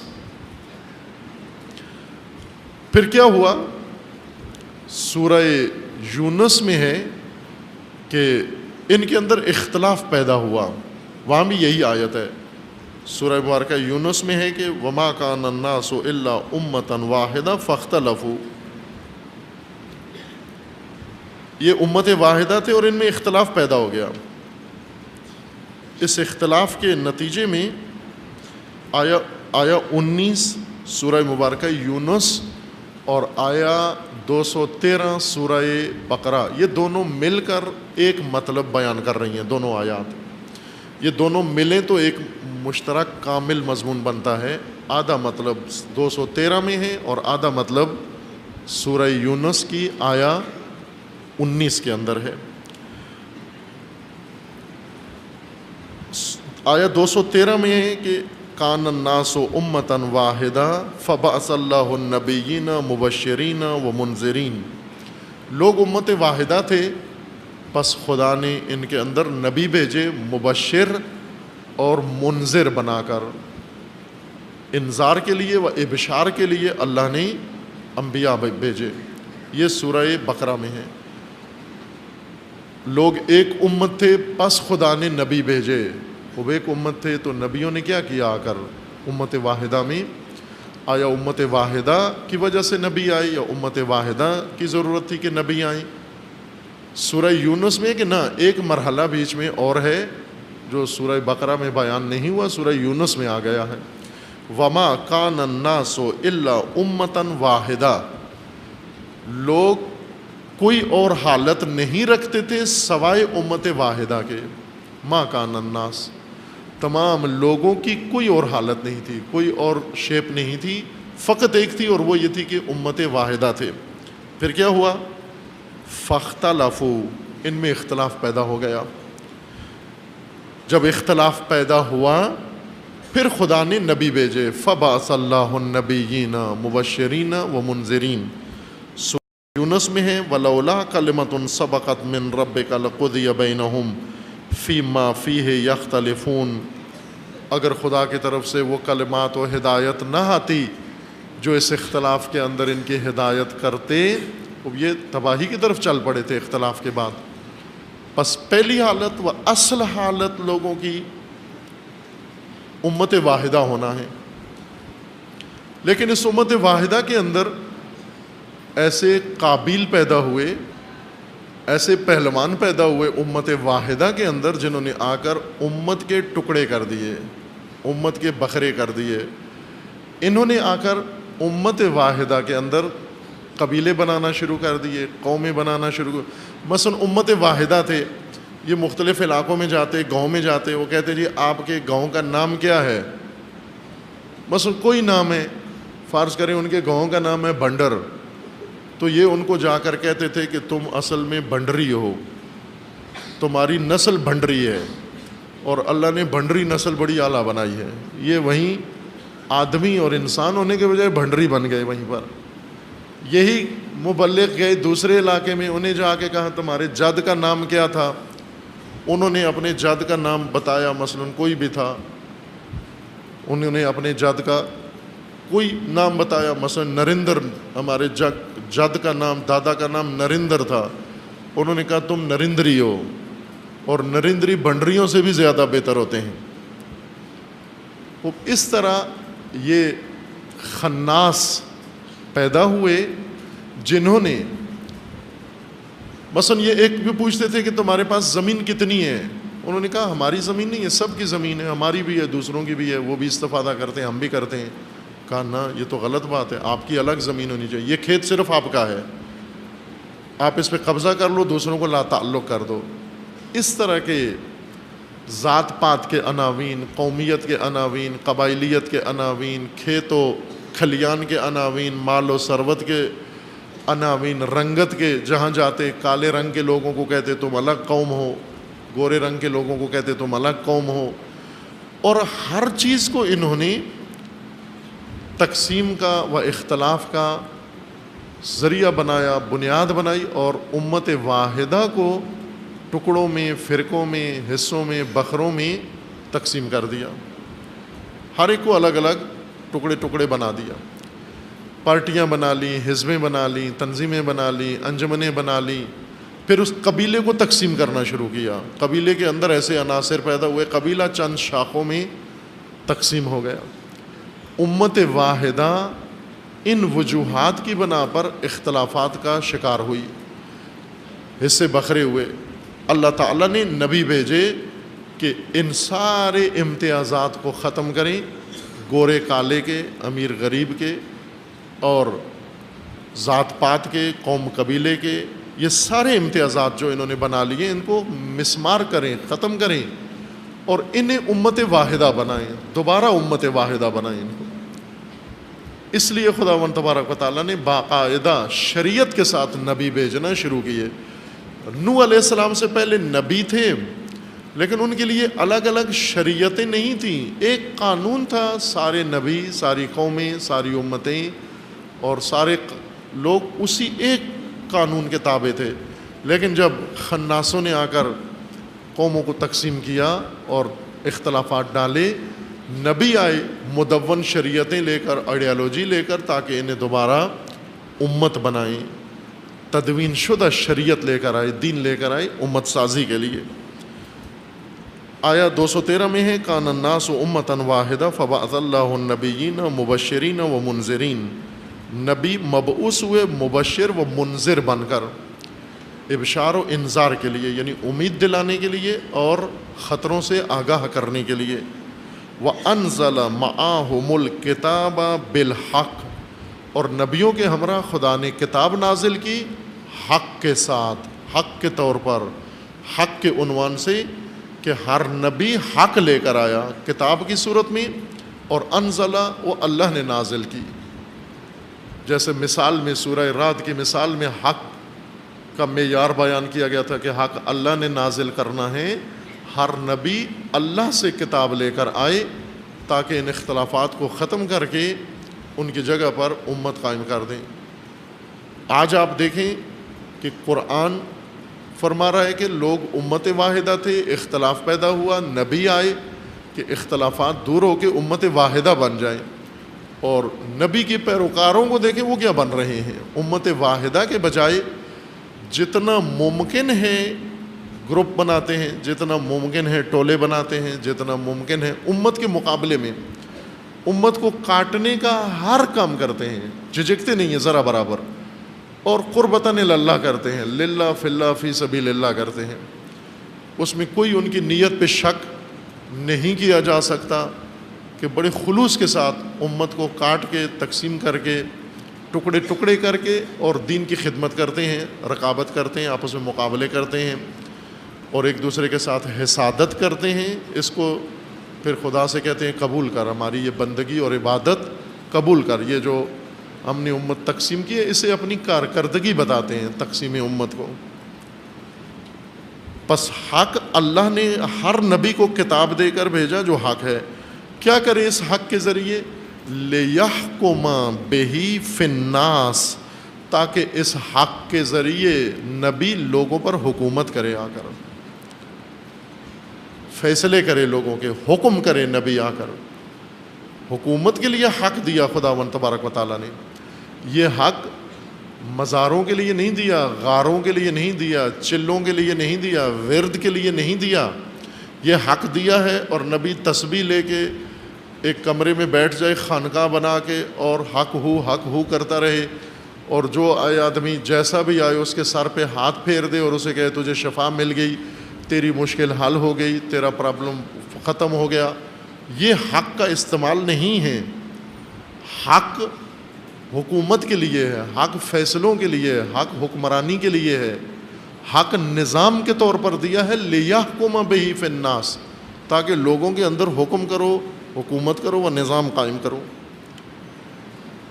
فِي مَا اخْتَلَفُوا فِيهِ، جن امور میں ان میں اختلاف ہے، وَمَا اخْتَلَفَ فِيهِ إِلَّا الَّذِينَ أُوتُوهُ مِن بَعْدِ مَا جَاءَتْهُمُ الْبَيِّنَاتُ بَغْيًا بَيْنَهُمْ، جو لوگ امت کے اندر اختلاف ڈالتے ہیں، کیوں ڈالتے ہیں؟ بغاوت کے طور پر، گمراہی کی وجہ سے، نافہمی کی وجہ سے۔ فَهَدَى اللَّهُ الَّذِينَ آمَنُوا، اس ماجرا میں، اس گیر و دار میں خداوند تبارک و تعالی جو ایمان والے مومن ہیں، ان اختلافات میں خدا ان کی رہنمائی کر دیتا ہے، انہیں امت کا راستہ بتا دیتا ہے، انہیں حق کا راستہ بتا دیتا ہے۔ من الحق بإذنہ واللہ لا یہدی من یشاء واللہ یہدی من یشاء الی صراط مستقیم، اور خدا جسے چاہتا ہے صراط مستقیم کی ہدایت کر دیتا ہے۔ پس اس آیت کے اندر وضاحت ہے کہ اللہ نے ہر نبی کو کتاب دی حق کے ساتھ۔ حق وہ ہے جو اللہ کی طرف سے آیا ہے۔ اس حق کے آنے کے بعد لوگوں نے اس میں مدانیاں چلا کے جاگ بنانا شروع کر دی، اور جاگ کو حق کے ساتھ مخلوط کر کے، قرآن کے ساتھ، دین کے ساتھ آلودہ کر کے لسی بنا کے پھر پلانا شروع کر دیا، کہا یہ سارا دین ہے۔ کیوں دین ہے؟ کہتے ہیں یہ بھی سفید ہے، سفیدی ہونا اس کی دلیل ہے سب سے بڑی کہ یہ سفید ہے، اس وجہ سے یہ بھی حق ہے، یہ بھی دین ہے۔ یہ آیا 252 میں سورہ مبارکہ بقرہ میں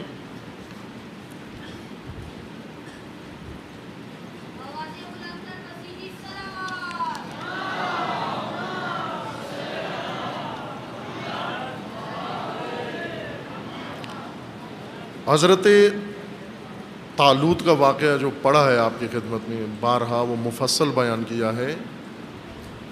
ایک کردار ہے جوانوں کا، نوجوانوں اور جوانوں کا قرآنی نمونہ و اسوہ طالوت اور طالوت کے ہمراہ لوگ، فوج طالوت کی بہت خوبصورت اسوہ ہے کہ ایک جوان غریب خاندان کا، مال و دولت و ثروت نہیں ہے، جس وجہ سے لوگوں نے اسے مانا ہی نہیں کمانڈر کے طور پر، کہ چونکہ فقیر ہے، اس کے پاس پیسے نہیں ہیں۔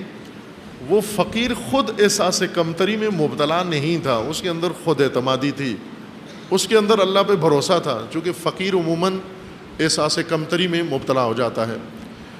طالوت کو یہ احساس نہیں تھا کہ میں شہری نہیں ہوں، دیہاتی ہوں، چرواہا ہوں، لہٰذا جین پہن کے ہوں، ٹی شرٹ پہن کے ہوں تاکہ مجھے بھی شہری سمجھا جائے، اور کو بوائے والا بیلٹ پہن کے آؤں اور ایسی کٹنگ کرا کے نائی کے ساتھ سے آؤں تاکہ جب میں شہر میں آؤں تو سارے مبہوت ہو جائیں، کتنا ماشاءاللہ جوان ہے، کتنا سجیلا جوان ہے، کتنا بانکا جوان ہے۔ یہ احساس کمتری والا کرتا ہے کہ اپنے دیہاتی ہونے کو جین کے ذریعے چھپاتا ہے، ٹی شرٹ کے ذریعے، لنڈے کے ذریعے چھپاتا ہے۔ لنڈا احساس کمتری چھپانے کا بہترین ذریعہ ہے۔ عزیز من، دیہاتی ہونا عیب نہیں ہے، گاؤں کا ہونا عیب نہیں ہے۔ خداوند تبارک و تعالیٰ نے اس دیہاتی جوان کو، چرواہے کو، بیڑیں بکریاں چرانے والے کو شہریوں کا کمانڈر بنایا۔ کیوں؟ کہ چونکہ یہ دلیر ہے، وہ بزدل ہے، یہ مخلص ہے، اس کے اندر اخلاص ہے، وہ مفاد پرست ہیں۔ یہ شعور رکھتا ہے، وہ بے شعور ہیں۔ یہ تین چیزیں طالوت کے اندر تھیں، اخلاص، شعور، دلیری۔ درین الدہا اسی طرح آیا، اسی پھٹے پرانے لباس میں، بکریاں وہیں پہاڑ پہ چھوڑیں۔ جب نبی نے کہا کہ اللہ نے تجھے کمانڈر بنا دیا ہے، تو بکریاں وہیں لوگوں کے حوالے کر کے اور باقی اپنے دوسرے دوستوں کو جمع کر کے گروپ بنایا کہ چلے ملک آزاد کراتے ہیں، قوم آزاد کراتے ہیں، قدس آزاد کراتے ہیں۔ چونکہ بات اسی قدس کی تھی، یہی قبضے میں تھا، قدس، یہی بیت المقدس۔ اس وقت بنی اسرائیل اس میں آباد تھے، ان کو نکال دیا گیا اور جالوت نے قبضہ کر لیا۔ اسی کی آزادی کی داستان ہے اتفاقاً یہ ماجرا جو قرآن نے ذکر کیا ہے۔ وہ آخر قدس کس نے آزاد کرایا؟ طالوت نے، ایک دیہاتی چرواہے نے۔ اور اکیڈمیوں سے فارغ التحصیل وہ کہتے رہے کہ ہمیں بنانا چاہیے تھا، ہماری اللہ نے جین کو دیکھا ہی نہیں، اتنی پتلون بنائی ہم نے مہنگی، اس کو اللہ نے دیکھا ہی نہیں، ہماری کٹ نہیں دیکھی خدا نے، کیسی کلغی بنائی ہے ہم نے ایسے۔ وہ یہ کہتے تھے کہ نحن احق کو منہ، ہم زیادہ سزاوار ہیں، ہم زیادہ حقدار ہیں، ہمیں بنانا چاہیے تھا۔ ڈگری ہمارے پاس ہے، پیسہ ہمارے پاس ہے، گاڑی ہمارے پاس ہے، آخر کمانڈر کے پاس گاڑی ہونی چاہیے، پٹرول کے پیسے ہونے چاہیے، موٹر سائیکل اس کے پاس ہائی فائی موٹر سائیکل ہونی چاہیے 900 سی سی کی، تاکہ خود آزاد کرا سکے۔ نہ، یہ جوان صرف ویلنگ کر سکتا ہے، یہ جوان صرف آوارہ گردی کر سکتا ہے۔ آخر کار قدس کسی دیہاتی نے آزاد کرانا ہے، کسی طالوت نے آزاد کرانا ہے، کسی پا برہنہ نے آزاد کرانا ہے، کسی سربرہنہ نے آزاد کرانا ہے، جس کے پاس اتنے پیسے نہیں کہ جوتا پہن سکے۔ کسی نوجوان نے قدس آزاد کرانا ہے، کسی داؤد نے جا کر جالوت کی کنپٹی پہ غلیل کا پتھر مار کے اس کو ہلاک کرنا ہے، اور ڈگریوں والے دیکھتے رہ جائیں گے وہاں پر۔ اس ماجرا کے آخر میں جب یہ داستان بیان کی گئی، آخر میں اللہ تعالیٰ نے آیا 252 میں سورہ بقرہ میں فرمایا ہے، رسول اللہ کو فرما رہے ہیں، تلک آیات اللہ، اے رسول یہ اللہ کی آیات ہیں، نشانیاں ہیں، نتلوہا علیکا بالحق، ہم نے یہ سب آپ پر تلاوت کی ہیں حق کے طور پر. یہ حق ہے، یہ حق ہے. آپ اصحاب کاف، ایک جوان گروہ اصحاب کاف ہیں کہ زیرن کارگاہ سے پہلے بیان کیا اصحاب کاف کا ماجرا عزیزوں کے سامنے. آپ نہیں آئے تھے اس وقت، یا آپ کی موجودگی میں بیان کیا؟ بھلے آپ اس وقت کاف میں تھے، اصحاب کاف کا واقعہ یہاں بیان کیا. یہ بھی جوان تھے اور بہت ہی عزیز جوان. 7 آدمی تھے، یہ 6، اور انہوں نے طاغوت کے خلاف، دقیانوس ان کے زمانے کا طاغوت تھا اور بہت ہی سرکش و ظالم، ان جوانوں نے اس کے خلاف بغاوت کی. یہ خدا پرست جوان تھے، توحیدی جوان تھے. 7 پوری مملکت میں 7 آدمی. ابھی توجہ کریں، ہم شیعہ پاکستان کے اندر بعض لوگ ہمیں کہتے ہیں تھوڑے ہیں، کم ہیں، ادھر سے کہتے ہیں 5 کروڑ ہیں. 5 کروڑ تھوڑے ہیں. علی علیہ السلام کی فوج عجیب ہے. علی علیہ السلام نے ایک چوکی بنائی تھی شام کے بارڈر پر، ظاہراً مصر کے قریب کہیں بنائی تھی. شام کا وہ بارڈر جو مصر کے ساتھ لگتا تھا. چوکی بنائی فوجی حفاظت کے لیے. شامی دستے نے، سرغنوں نے حملہ کیا چوکی کے اوپر. امیر المومنین نے جو بندے رکھے ہوئے تھے یہ سارے بھاگ کے آ گئے کوفہ امیر المومنین کے پاس. مصر سے یا اسی دور کسی علاقے سے، اب میرے ذہن میں نہیں، لیکن کافی دور علاقہ تھا. یہ سب بھاگ کے آ گئے، 100 کے قریب آدمی تھا. جب یہ امیر المومنین کے پاس پہنچے، سانس پھولا ہوا سب کا، ہوائیاں اڑی ہوئی سب کی. تو حضرت نے پوچھا کیا ہوا؟ کہا چوکی پہ حملہ ہو گیا. کہا پھر کیا ہوا؟ کہا کہ انہوں نے لوٹ مار کی، عورتوں کے زیورات اتار کے لے گئے، یہودی عورت کے پاؤں سے پازیب لے گئے، ایک اور عورت سے یہ مثلا چھین کے لے گئے، گھروں میں ڈاکہ ڈالا. تو حضرت نے فرمایا تھے کتنے؟ کہتے ہیں 5. حضرت 5 تھے. 5. آپ کتنے تھے؟ حضرت نے کہا آپ کتنے؟ کہا ہم صرف 100 آدمی تھے. کہا پھر کیا ہوا؟ کہا وہ اتنے زبردست حملہ کیا، جنگجو تھے، انہوں نے، ہمیں سمجھ نہیں آئی حملہ کیسے کیا انہوں نے، آن کی آن میں. تو حضرت نے کہا کہ جب وہ واپس گئے تو ان میں سے کوئی زخمی ہوا؟ کہا نہیں، وہ زخمی نہیں ہوا، سارے صحیح و سالم تھے. کہا تم میں سے کوئی زخمی ہوا؟ کہا نہیں، ہم میں سے بھی کوئی زخمی نہیں ہوا، صرف دوڑنے کی وجہ سے پاؤں پہ چھالے پڑ گئے ہیں، تھکن ہو رہی ہے چونکہ دوڑ کے بہت آئے ہیں. اب یہ امیر المومنین کی فوجی چوکی تھی جس پر حضرت نے فورس مقرر کی. 100 آدمی 5 آدمیوں کے حملے سے بھاگ گئے اور کہتے تھے وہ 5 تھے حضرت، 5 پورے 5 تھے وہ، اور ہم فقط 100 تھے. اس طرح کی فوج تو الٹا کوفہ بھی دشمن کے سپرد کر دیتی ہے، پایا تخت بھی اپنا دشمن کے حوالے کر دیتی ہے. اس طرح کی فوج. اصحاب کاف 7 یا 6 جوان تھے. قرآن نے یہ کہا یا 6 تھے یا 7، عدد کسی کو معلوم نہیں. قرآن نے کہا اس باس میں ہی نہ پڑھو 6 تھے یا 7 تھے، لیکن اتنے ہی تھے. اور انہوں نے پوری مملکت و نظریے اور آئیڈیالوجی اور دقیانوس اور اس طاغوت کے خلاف قیام کیا، توحیدی دین کے اوپر. انہوں نے ان کا قتل عام شروع کیا، پیچھا کیا، لوگ ڈر گئے، خوفزدہ ہو گئے، چھپ گئے. آخر میں یہ جوان تنہا رہ گئے، باقی سب ان کو چھوڑ گئے. انہوں نے یہ فیصلہ کیا کہ ایک طریقہ یہ ہے کہ ہم بس جنگ کریں. خوب ظاہر ہے ہم 5-6 آدمی ہیں، مارے جائیں گے، وہ زیادہ ہیں، اور یہ دین یہی ختم ہو جائے گا. تو ہم کوئی ایسی ٹرک کے ساتھ، ٹیکٹک کے ساتھ، تدبیر و حکمت کے ساتھ کام کرتے ہیں. کیا کام کرتے ہیں کہ ہمیں انہوں نے پہچان لیا ہے، اب انڈر گراؤنڈ جاتے ہیں. آن دا گراؤنڈ کام کرنا مشکل ہو گیا ہمارے لیے، انڈر گراؤنڈ جاتے ہیں. اب ان کا ایک ساتھی چرواہا تھا، ان کا بھی ایک ساتھی بھیڑیں چراتا تھا، دیہاتی. اسے پتہ تھا، کہا کہ ادھر باہر پہاڑ پہ ایک غار ہے، اور میں جب بھی وہاں جاتا ہوں کوئی مشکل پیش آتی ہے تو میں بھیڑ بکریاں اسی غار میں لے جاتا ہوں، وہاں جا کے مخفی ہو جاتے ہیں اور وہاں انڈر گراؤنڈ تحریک چلاتے ہیں. یہ وہاں پہ گئے، خداوند نے ان کو غار کا منہ بند کر دیا اللہ نے، اور ایسے ہو گیا کہ گویا غار نہیں ہے یہاں پر کوئی، یا غار ہے بھی تو اندر انسان کے جانے کا راستہ بند ہو گیا، اس کے چٹان آ گئی باہر۔ 300 سال یہ جوان وہاں رہے، کروٹیں بدلتے رہے۔ قرآن نے اسی حد تک ذکر کیا ہے کہ وہاں اللہ نے ان کو رزق پہنچایا، روشنی پہنچائی، ہوا پہنچائی، اور یہ 300 سال تک وہاں رہے اندر۔ 300 سال بعد باہر آئے اور آ کر شہر میں اپنا ساتھی بھیجا کہ جو کھانا خرید کے لو۔ یہ 300 سال پہلے کا سکہ نوٹ لے کر گئے کھانا خریدنے کے لیے۔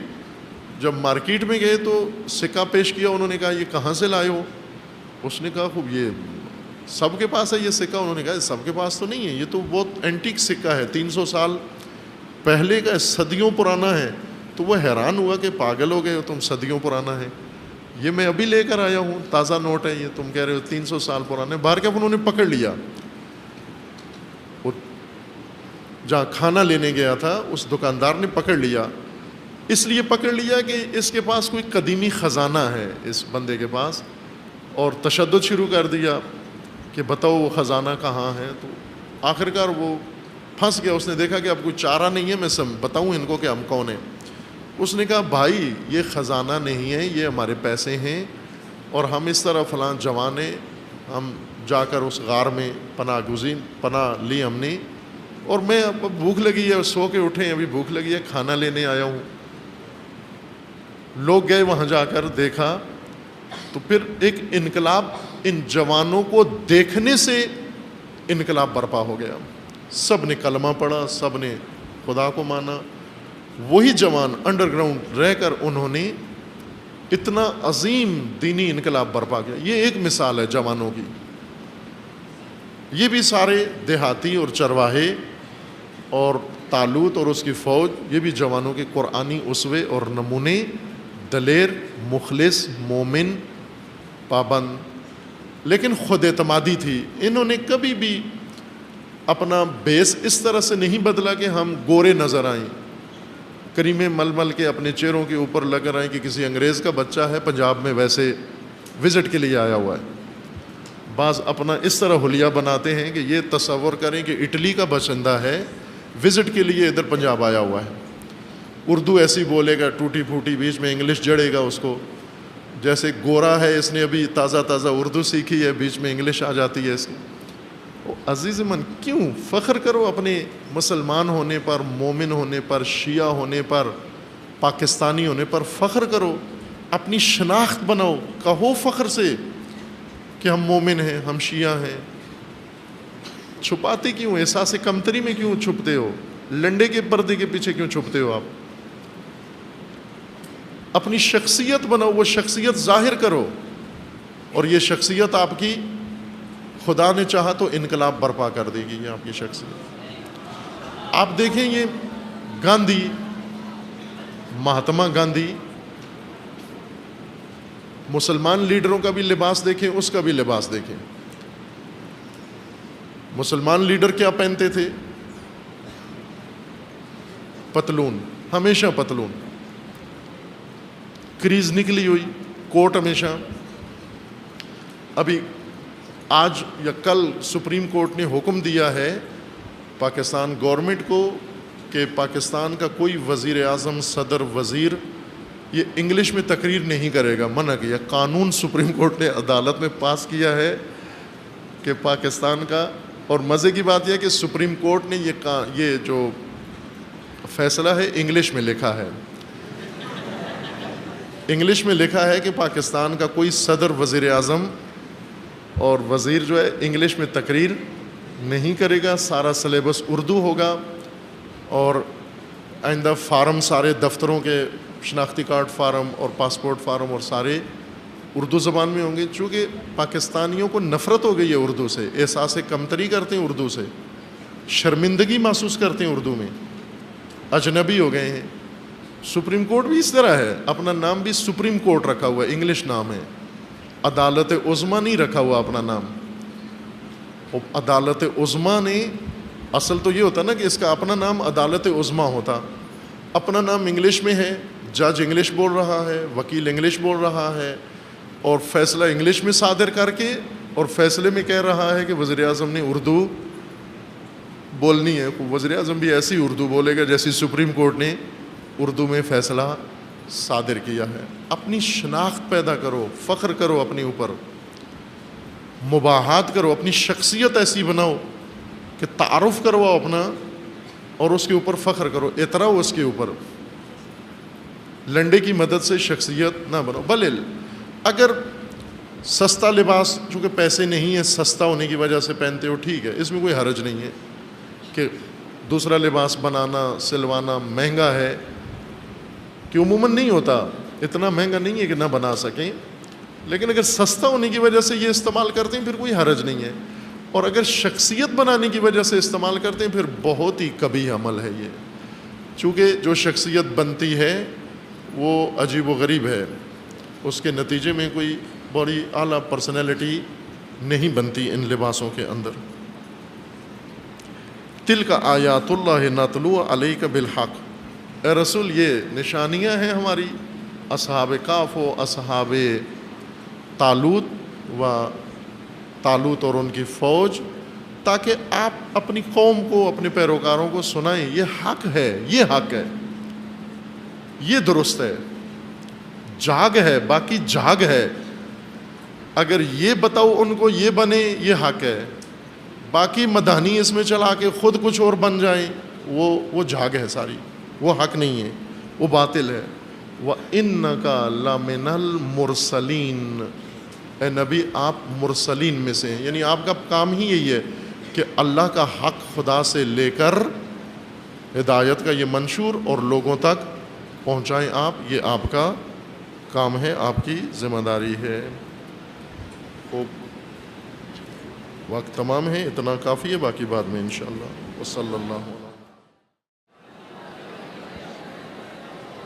اعوذ باللہ من الشیطان الرجیم، بسم اللہ الرحمن الرحیم۔ الحمد للہ والصلاة والسلام علی رسول اللہ وآلہ آل اللہ، واللعنۃ الدائمۃ علی اعدائہم وأعداء اللہ، من یوم عداوتہم الی یوم لقاء اللہ، اما بعد، فقال اللہ تبارک و تعالی فی کتابہ المجید و فرقانہ الحمید، اعوذ باللہ من الشیطان الرجیم، قد خلت من قبلکم سنن فسیروا فی الارض فانظروا کیف کان عاقبۃ المکذبین، ھذا بیان للناس وہدی وموعظۃ للمتقین، صدق اللہ العلی العظیم۔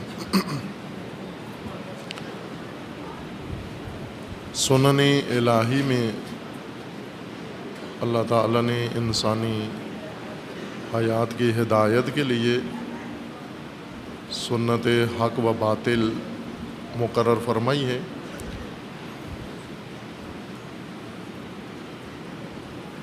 ذات حق تعالی حق ہے، حق صرف ہے، اور حقائق عالم نظام ہستی میں جتنے موجودات ہیں، عالم غیب یا عالم شہادت میں، یہ سب حق ہیں۔ اور اسی طرح ایک حق اللہ تعالیٰ نے انسانی زندگی کے ضابطے کے لیے بیان فرمایا ہے۔ یہ تیسری قسم ہے حق کی، یا تیسری سنخ ہے حق کی۔ اس سے مراد یہ ہے کہ خداوند تبارک و تعالیٰ نے انسان کی حیات کے لیے جو قوانین بنائے ہیں، شریعت بنائی ہے، دین بنایا ہے، اور اسے انبیاء کے ذریعے، رسول کے ذریعے ارسال کیا ہے ہدایت انسان کے لیے، ثبات و قرار اور نفع انسان کے لیے اسی کے اندر ہے۔ اس حق کی وضاحت و تفسیر مثال کے ذریعے کی گئی ہے۔ سورہ مبارکہ رعد کی آیات کریمہ میں اس مثال کے ساتھ کہ خداوند تبارک و تعالیٰ نے آسمان سے پانی نازل کیا ہے، پانی زمین پہ بہہ نکلا ہے، اور مختلف وادیاں اور ندیاں اپنی مقدار کے مطابق گنجائش کے مطابق بہہ نکلی ہیں، اور بہتے پانی کے اوپر جھاگ پیدا ہوئی ہے، جھاگ وجود میں آئی ہے جو خود بخود ختم ہو جاتی ہے، جو لوگوں کے لیے نافع ہے، منفعت ہے جس کے اندر اور فائدہ ہے، وہ بیٹھ جاتا ہے، وہ رک جاتا ہے، ٹھہر جاتا ہے، اس کو ثبات حاصل ہے۔ لیکن جس نے ختم ہو جانا ہے وہ جھاگ ہے، اور یہ مثال ہے حق اور باطل کے لیے۔ حق و باطل اس مثال سے اس طرح سے ہم تشخیص دے سکتے ہیں کہ انزل من السماء ماء، اللہ نے نازل کیا ہے آسمان سے پانی،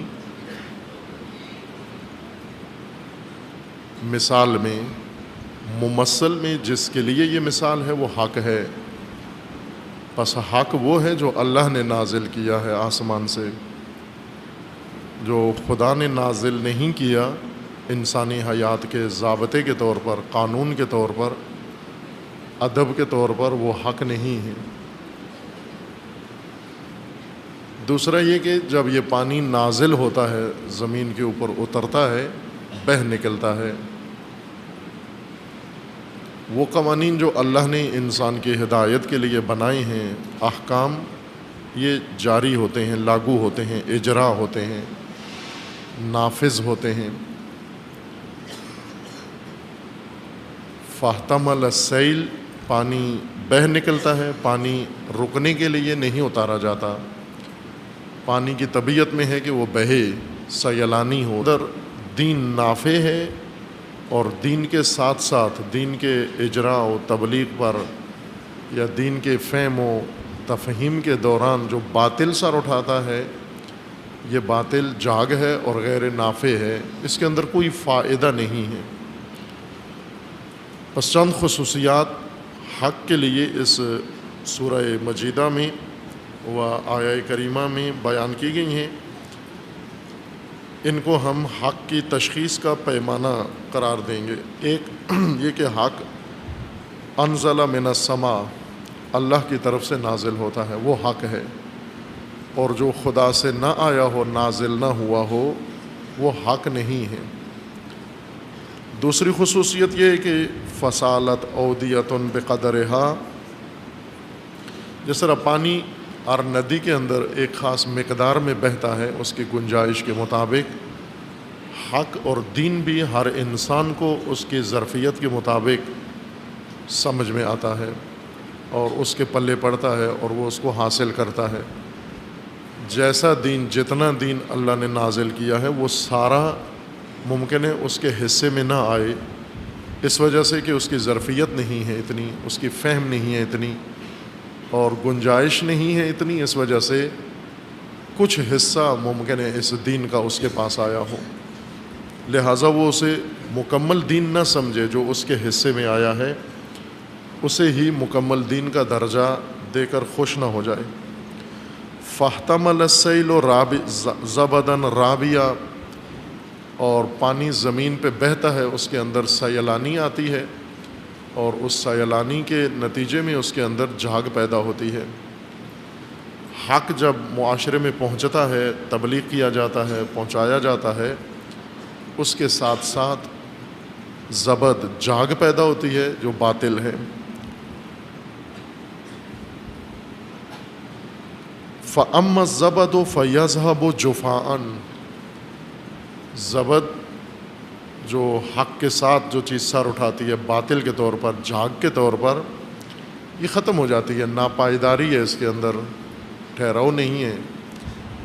وَأَمَّا مَا يَنْفَعُ النَّاسَ فَيَمْكُثْ فِي الْأَرْضِ، اور دوسری یہ کہ جھاگ کے اندر نفع نہیں ہے لوگوں کے لیے، منفعت نہیں ہے لوگوں کے لیے، فائدہ نہیں ہے جھاگ کے اندر، بے فائدہ چیز ہے، سرگرمی کے لیے ہے نمایاں ابھری ہوئی چیز، لیکن غیر مفید چیز ہے جھاگ۔ پانی انسان کی ضرورت ہے اور انسان کی حیات کی ضرورت ہے۔ قرآن کریم کی متعدد آیات میں خداوند تبارک و تعالیٰ نے ہدایت اور رحمت کو پانی کے ساتھ تشبیہ دی ہے، وہ پانی کے ساتھ اس کی مثال دی ہے۔ پانی حقیقتاً تمثیل ہے، خود بجائے خود مفید ترین چیز ہے، مایہ حیات ہے، سبب حیات ہے، حیات مادی و حیات ظاہری زمین کے اوپر پانی سے شروع ہوتی ہے۔ اگر پانی نہ ہو حیات کا خاتمہ ہو جائے گا۔ پانی کے ساتھ تمثیل کا مطلب یہ ہے کہ حق اور دین یہ حیات انسانی کے لیے وہی درجہ رکھتا ہے جو پانی کا حیات مادی کے لیے حیثیت ہے۔ پانی کے بغیر حیات نہیں بلکہ موت ہے، بنجر ہے زمین، مردہ زمین ہے، اور دین کے بغیر انسان کی روح اور انسانی سوسائٹی مردہ سوسائٹی ہے، بنجر ہے۔ جس طرح پانی سے اللہ کا فرمانا ہے کہ ہم نے ہر چیز کی حیات پانی سے بنائی ہے، وہ پانی سے ہر چیز کو حی بنایا ہے ہم نے۔ انسان کی حیات و ہر معاشرے اور نسل کی حیات دین سے ہونی ہے۔ وہ حقیقی پانی جس کے اندر حقیقی حیات ہے وہ دین ہے۔ یہ پانی جو سیال ہمارے استعمال میں ہے یہ سبب حیات ہے، لیکن نچلے درجے کی حیات کا سبب ہے، وہ باعث ہے، وہ معیار ہے۔ اعلیٰ درجے کی حیات دین کے ذریعے سے انسان کو نصیب ہوتی ہے۔ کذالک یضرب اللہ الامثال، اس مثال کے اندر خداوند تبارک و تعالیٰ نے حق کی پہچان کی خصوصیات بیان کر دی ہیں۔ ان کے مطابق اب ہم پہلا ضابطہ اس کے اندر ایک مقام سے دوسرے مقام تک جائے، اور جہاں کوئی تشنہ ہے، کوئی کھیت ہے، پودا ہے، باغ ہے، زمین ہے، انسان ہے، حیوان ہے، اس تک پہنچے یہ پانی، ان کی ضرورت کے لیے نازل ہوا ہے۔ مثال میں پانی ہے، اور ممثل میں جس کے لیے مثال دی گئی ہے دین ہے، کہ اللہ نے دین نازل کیا ہے انسان کی حیات کے لیے، اور اس کے اندر بھی سیلانی ہے۔ اس کی سیلانی یہ کہ اس کے اندر اجرا ہے، نفاذ ہے۔ جب یہ دین لوگوں تک پہنچایا جاتا ہے، پہنچتا ہے، ابلاغ کیا جاتا ہے، تعلیم دیا جاتا ہے، عمل میں آتا ہے، اس کے ہمراہ جاگ پیدا ہوتی ہے، باطل بھی سر اٹھا لیتا ہے۔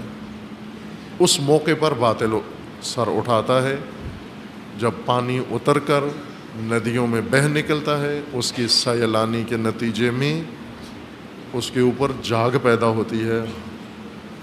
حق اللہ کی طرف سے آتا ہے، دین اللہ کی طرف سے ہے۔ جب یہ پہنچایا جاتا ہے، ابلاغ کیا جاتا ہے اور اس پر عمل کیا جاتا ہے، اس کے جوار میں، اس کے اجرا میں ساتھ ساتھ باطل سر اٹھانا شروع کرتا ہے، جھاگ کی مانند۔ اور پھر فرمان ہے اللہ تعالیٰ کا اس مثال کے اندر کہ جھاگ نے خود ہی خود ختم ہو جانا ہے، یذھب جفاءً، خود ختم ہو جاتی ہے جھاگ، اس کے اندر ناپائیداری ہے، اس کی ذات میں بقا نہیں ہے، ثبات نہیں ہے، ٹھہراؤ نہیں ہے، اور نافع بھی نہیں ہے۔ کوئی منفعت جھاگ کے اندر انسان کے لیے موجود نہیں ہے۔ اور اس کے برعکس جو اللہ نے اتارا ہے پانی، جس کے اندر منفعت ہے و نفع ہے لوگوں کے لیے، وہ رک جاتا ہے، اس کے اندر ثبات ہے، وہ ٹھہراؤ ہے۔ مثال کے اندر پانی نافع ہے اور جھاگ غیر مفید چیز ہے انسان کے لیے، اور ممثل کے اندر